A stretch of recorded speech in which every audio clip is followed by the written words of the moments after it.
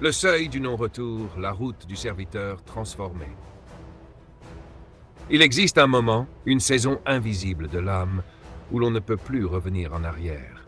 Un point où le croyant a été trop éveillé, trop touché, trop transformé intérieurement pour redevenir comme avant. C'est ce qu'on appelle le seuil du non-retour. Un passage difficile mais magnifique. Un moment où Allah façonne un cœur, purifie une vision et forge une âme qui vit pour lui seul. Et ce parcours, il n'est pas que spirituel. Il touche l'esprit, le cœur, le corps, les pensées et les habitudes. Voici les 7 étapes de cette transformation. Étape 1. L'appel intérieur. Al-Fitra qui se réveille. C'est le point de départ. Pas toujours conscient. Un malaise apparaît. Tu pries, mais ton cœur n'est pas là. Tu vis, mais tu n'as pas l'impression d'exister. Tu ris, mais quelque chose pleure à l'intérieur. Alors commence le réveil de la Fitra, cette lumière intérieure que Dieu a placée en toi. Elle te pousse à chercher autre chose, du sens, de la paix, du vrai. Et parfois cet appel arrive par une épreuve, une trahison, une solitude, un choc, une chute. Allah t'arrache à ce qui t'endort. Et à partir de là, tu sais que ta vie ne peut plus continuer comme avant. Étape 2. La rupture avec l'ancien soi. Ce qui suit est douloureux mais nécessaire. Tu commences à sentir que ton ancien toi est trop étroit pour la lumière qui arrive. Les anciennes habitudes te dérangent, les discussions futiles t'épuisent, les plaisirs sans but te fatiguent. Tu commences à faire le tri, souvent seul. Et cette solitude, ce n'est pas de l'isolement, c'est une préservation. Allah est en train de te retirer du monde des illusions pour te faire goûter le monde réel, celui du cœur. Et cette étape est souvent marquée par des pertes, amis, proches, anciens repères. Ce n'est pas une punition, c'est une purification. Étape 3. L'inconfort de la transformation. Voici une étape très sensible. Tu sais que tu as quitté quelque chose, mais tu ne sais pas encore ce que tu deviens. Tu fais des efforts, tu pries, tu apprends, tu te bats contre tes passions, mais tu te sens toujours fragile. C'est ici que beaucoup abandonnent, pensant qu'ils sont trop faibles.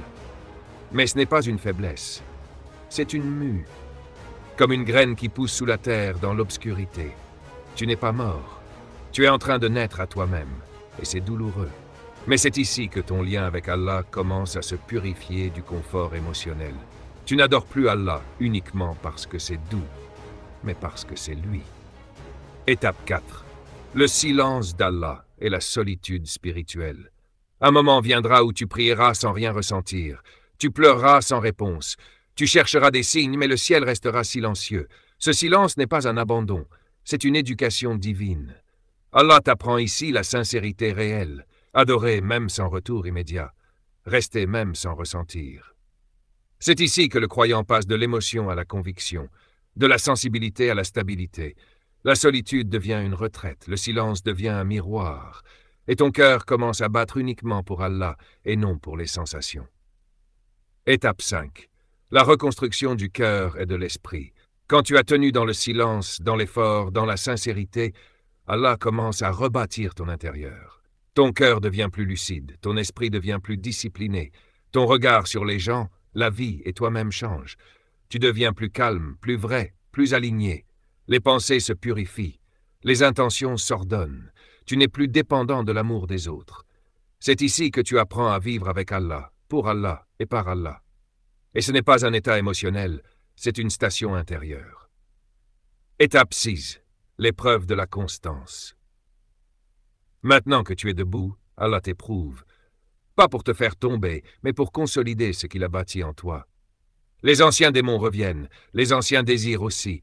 Tu as des jours de fatigue, de doute, de peur, mais tu apprends à rester, à continuer, même lentement.